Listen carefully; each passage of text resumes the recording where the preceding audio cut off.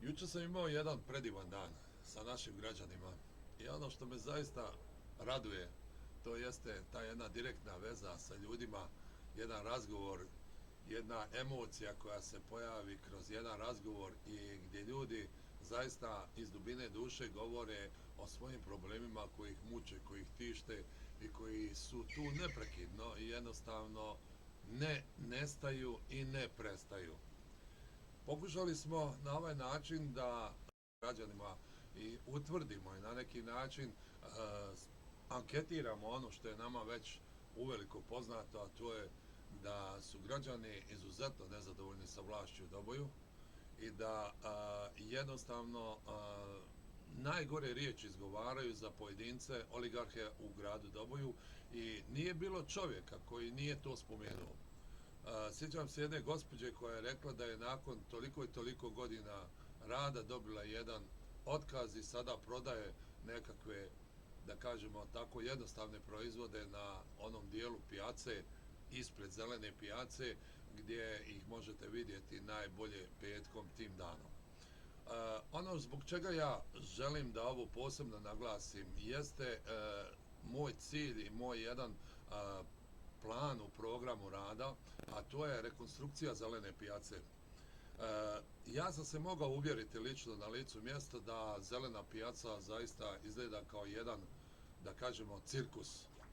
Jedno mjesto koje je namijenjeno da se tu zaista nalaze domaći proizvodi, da ljudi koji vrijedno rade to ponude stanovništvu u gradu i da ljudi u gradu mogu da se zdravo hrane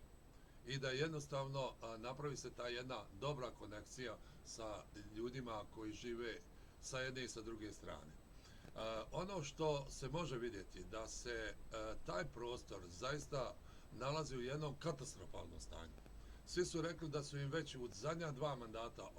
obećavali da će rekonstrukcija pijace da bude.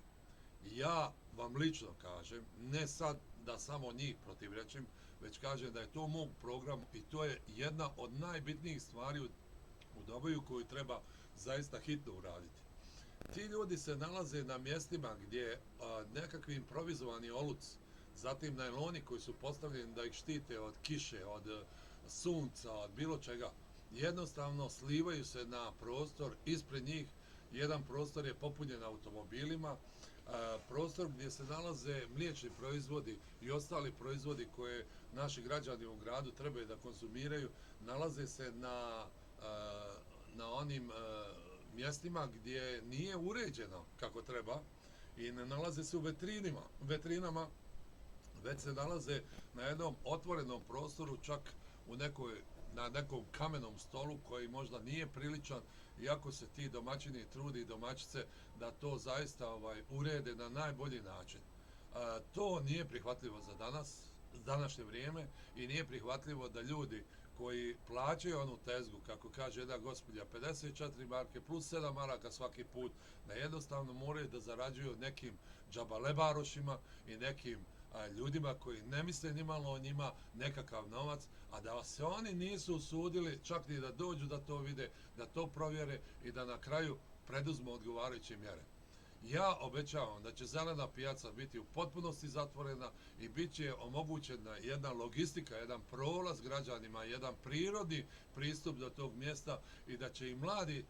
više da pristupaju tom mjestu koje se nalazi u našem centru grada. Neće ga tajkuni pretvoriti u nekakav drugi prostor, jer nama ništa drugo ne treba na tom mjestu nego zelena pijaca. I to je najbliže mjesto u centru gdje ljudi mogu da dođu. Sa druge strane pijace nalazi se jedan prostor, jedan parking koji je strahota i jedan nered i jedna neuglednost, jedan bahat odnos gradskih službi